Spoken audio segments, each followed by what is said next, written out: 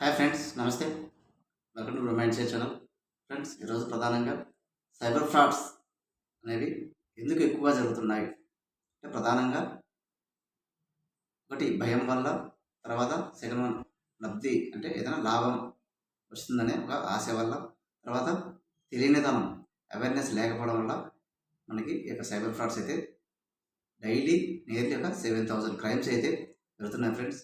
So ఈరోజు అయితే మనం ఇక సైబర్ ఫ్రాడ్స్ని మనం ఎలా అరికట్టవచ్చు, సో మనం ఎలా ఐడెంటిఫై చేయొచ్చు సైబర్ ఫ్రాడ్స్ని అనేది తెలుసుకోవచ్చు. కాబట్టి వీడియో ఎంతవరకు చూడండి ఫ్రెండ్స్, చాలా యూస్ఫుల్గా ఉంటుంది. మనం మనీ అయితే లాస్ కాకుండా ఈ వీడియో మీకు చాలా ఉపయోగపడుతుంది. ఫస్ట్ ఫ్రెండ్స్, భయం అంటే మనకు భయం అనేది దేనికి అంటే మనం చేసే ఏ యాక్టివిటీ కూడా ప్రతిదీ మనం ఎక్కడ ఏం పర్చేజ్ చేసినా కూడా, మొబైల్ సిమ్ తీసుకున్నా, ఎక్కడ ఏమి చేసినా మనం విత్ ఐడి ప్రూఫ్తో విత్ ఆధార్తో మనం చేస్తూ ఉంటాం ఫ్రెండ్స్. కాబట్టి మనం చేసే ఎవ్రీ యాక్టివిటీ ఏదైనా ఈ కామర్స్ సైట్లో మనం వస్తువు బుక్ చేసినా కానీ ప్రతిదీ కూడా మనకు గూగుల్లో స్టోర్ అవుతుంది. సో ఈ సందర్భంలో మనకి ఏమైనా కాల్స్ వస్తే పర్టికులర్గా మీ యొక్క పేరు మీద, ఎందుకంటే మనకి ఆధార్ ఎక్కడైనా సబ్మిట్ చేస్తుంటాం కాబట్టి ఇక్కడ నేము, మొబైల్ నెంబరు కూడా దాదాపు వీలైతే ఫ్యామిలీ మెంబర్స్ కూడా మనకి వాళ్ళకి ఆ యొక్క డేటా తీసుకునే అవకాశం ఉంటుంది సైబర్ ఫ్రాడ్స్కి.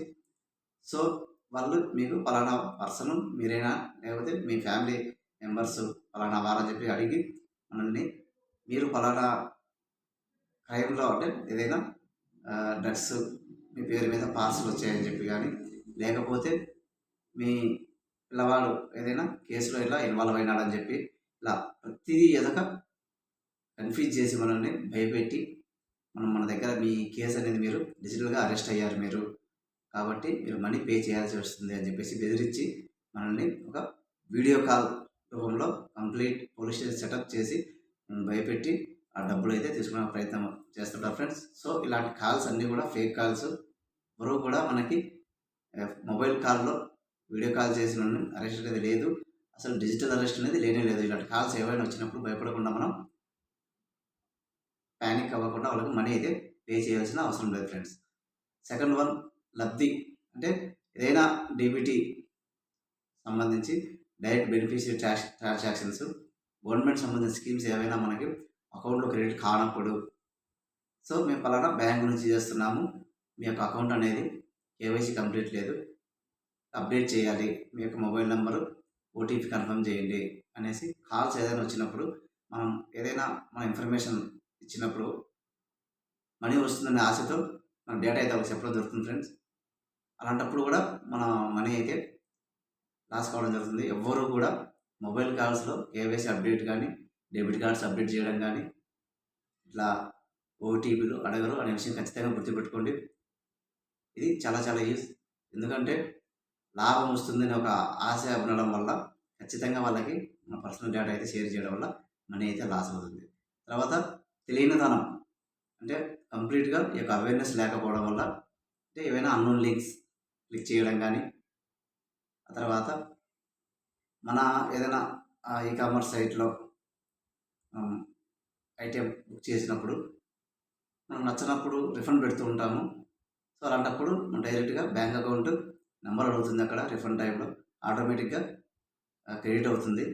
సో ఎవ్వరు కూడా థర్డ్ పర్సన్ ఇన్వాల్వ్ కాదు ఫ్రెండ్స్. ఇక్కడ గుర్తుపెట్టుకోండి, మీ యొక్క కొరియర్ సర్వీస్ అని చెప్పేసి లేదా ఈ కామర్స్ సైట్ నుంచి మేము కాల్ చేస్తున్నాము, మీ యొక్క ఆర్డర్ రిటర్న్ కన్ఫర్మ్ చేయండి, రిఫండ్ కన్ఫర్మ్ చేయండి, ఓటీపీ చెప్పండి అన్నా కూడా ఎటువంటి పరిస్థితుల్లో మనము చెప్పకూడదు. గుర్తుపెట్టుకోండి, చాలా వరకు లింక్స్ అయితే ఆ సోషల్ మీడియాలో మీ అమౌంట్ డబుల్ అవుతుంది, త్రిబుల్ అవుతుంది, తక్కువ టైంలో ఇన్వెస్ట్మెంట్ చేయండి, ఇలాంటి చాలా చాలా లింక్స్ అయితే మనకు వస్తుంటాయి సోషల్ మీడియాలో. అలాంటి సందర్భంలో కూడా మనం ఏవైనా లింక్స్ క్లిక్ చేసినా కానీ, అలాంటి సందర్భంలో ఇన్వెస్ట్మెంట్ చేసినా కూడా మనం మనీ అయితే లాస్ అవ్వడానికి అవకాశం ఉంటుంది.